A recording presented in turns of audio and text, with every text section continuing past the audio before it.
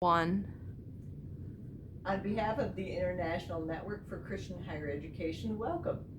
I'm Shirley Rules, the Executive Director of this network, and today I am joined by our guest, Dr. Susan Felch, Professor of English Emerita at Calvin University, and also Director Emerita of the Calvin Center for Christian Scholarship.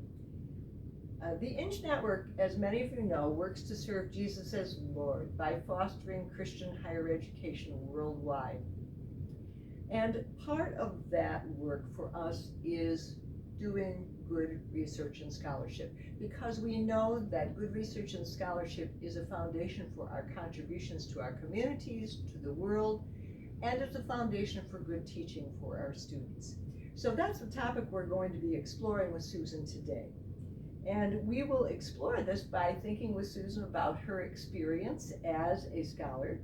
Susan received her undergraduate degree from Wheaton College, another INCH member, and then her PhD degree from the Catholic University of America in Washington, D.C. And since that time, she has been very involved in teaching, but also in studies related to 16th century British literature and history. So we're going to talk with Susan about her work and about the prize that she recently received and about her advice to Christian scholars. But in addition, because the topic that she researched is Anne Lock, there is additional information about the particular person on whom her scholarship is based in the December issue of December 2022 of the INCH newsletter. And you can find more details about Anne Lock and that scholarship in our newsletter. Today we're going to talk more about her experience as a scholar and her advice for us. So welcome, Susan. Thank you. Let's start by just talking about what prompted your sense of calling to explore Anne Vaughan Lock as a person of history. I'm a bit of an accidental scholar of Locke.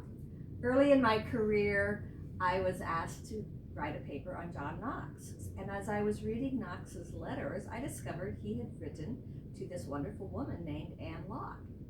And she sounded fascinating. I thought, why have I never heard of her? She seems like an important person. I discovered she'd written 2 books.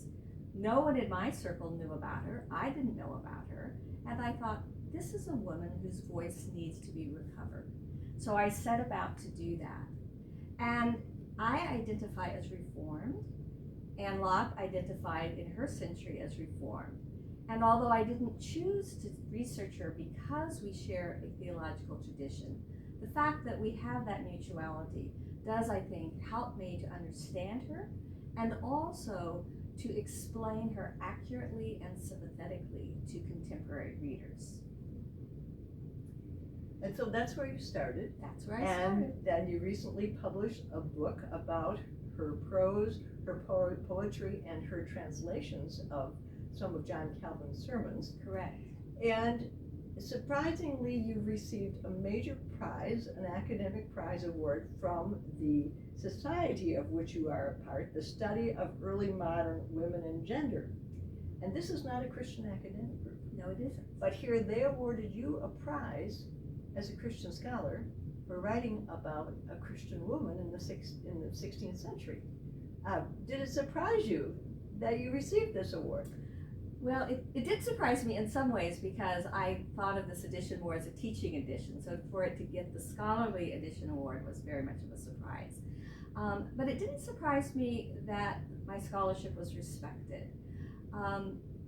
In recovering women's voices, women in the 16th and 17th century often wrote on theological topics. So if you want to take them seriously, you have to take religion seriously. And I've discovered over the course of my work that if I do scholarship that commands respect, then my peers, my associates, my fellow faculty members, even if they're not Christians, will appreciate that they are learning to understand this woman better. So I know that in different fields it's different, and for some of you, you may feel like there's pushback or antagonism for your being a Christian scholar. But I would say the first step and the continuing step is to do scholarship that is good, that commands respect, and then people will listen to what you have to say. I found that my work with Anne Lock, my colleagues are actually appreciative that they can now understand a religious woman in ways that they weren't previously able to understand her.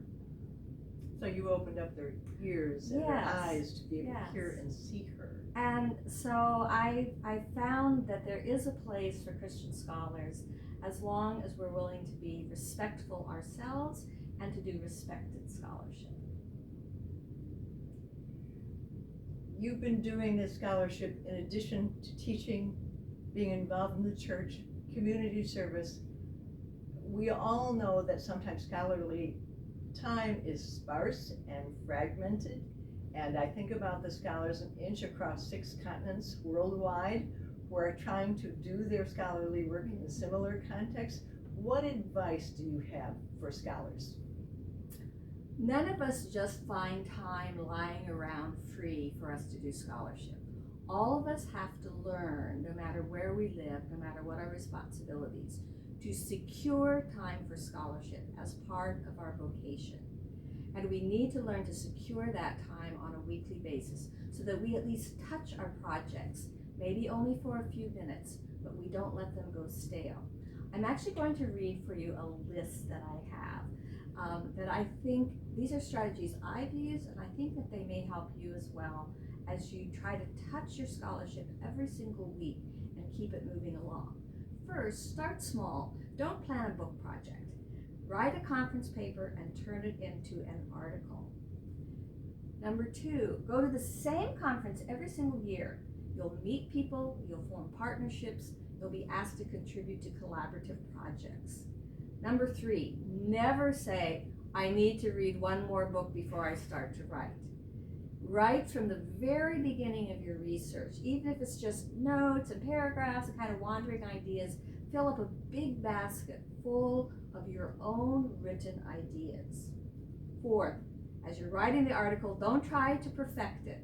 When you think it's about finished, send it off. It will probably come back saying revise and resubmit. And do that. Read the comments, revise, and within a few weeks, resubmit it. Editors want you to resubmit, so don't put that article away in shame, thinking that it's been rejected. 5th, once you've sent an article off, start the next one right away. 6th, keep several projects going at the same time, but in different stages, researching some, writing some, revising, polishing. And then my 7th point, maybe the most important one, is this. Recognize that you are doing all of your scholarly work, even the tedious tasks, coram Deo, before the face of God. Take pleasure in your vocation and know that God delights in you and in your work. Thank you for those good words of advice, Susan, in helping us all do our scholarship before the face of God. They will help all of us as we contribute to Christian higher education worldwide.